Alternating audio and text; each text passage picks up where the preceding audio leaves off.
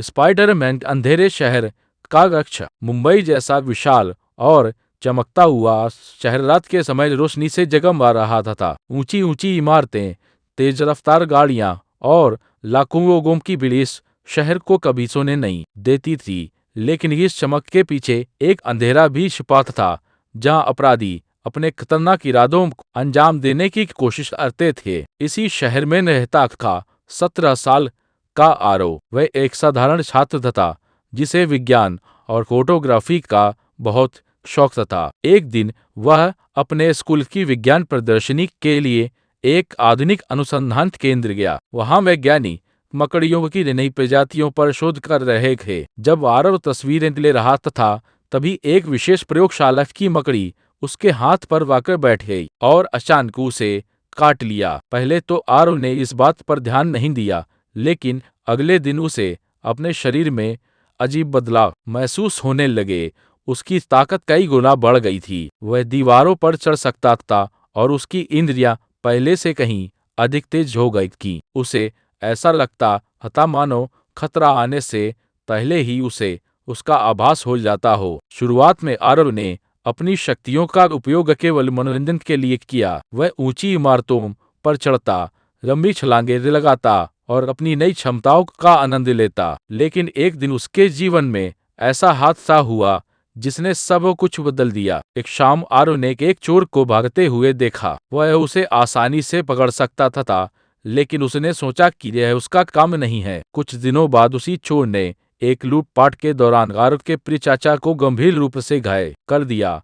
अस्पताल में चाचा ने आरव से कहा, जिसके पास शक्ति होती है उसके पास जिम्मेदारी भी होती है।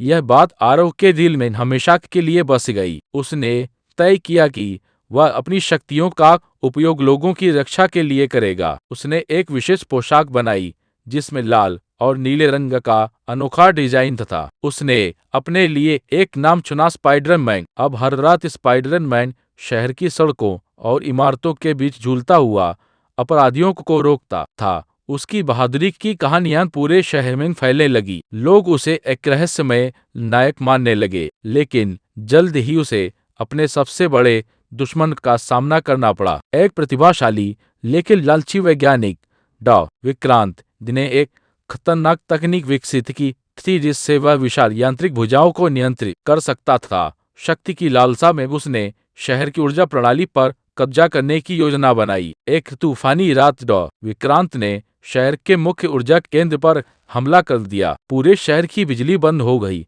और अफरातफरी मच गई। स्पाइडरमैन तुरंत वहां पहुंचा। दोनों के बीच भयंकर संघर्ष शुरू हो गया। डॉ विक्रांत की यांत्रिक भुजाएं बेहद शक्तिशाली थी। कई बार स्पाइडरमैन जमीन पर गिरा, लेकिन उसने हार नहीं मानी। उसे अपने चाचा की बात याद थी। उसने अपनी बुद्धिमत्ता का उपयोग करते हुए ऊर्जा केंद्र की मशीनों को इस तरह सक्रिय किया कि डॉ विक्रांत की भुजाएं नियंत्रण खो बैठी। अंततः स्पाइडरमैन ने उसे रोक लिया और शहर को विनाश से बचा लिया। बिजली फिर से लौट आई और लोगों ने राहत की सांस ली। हालांकि किसी को यह नहीं पता था कि मुखौटे के पीछे कौन है, लेकिन पूरे शहर में स्पाइडरमैन की जय जयकार होने लगी। उस रात आरव एक ऊंची इमारत की छत पर खड़ा शहर को देख रहा था। नीचे लाखों लोग अपनी जिंदगी जी रहे थे। उसे पता था कि आगे और भी चुनौतियां लाएंगी, जिन्हें दुश्मन सामने आएंगे, लेकिन वह तैयार था, क्योंकि वह केवल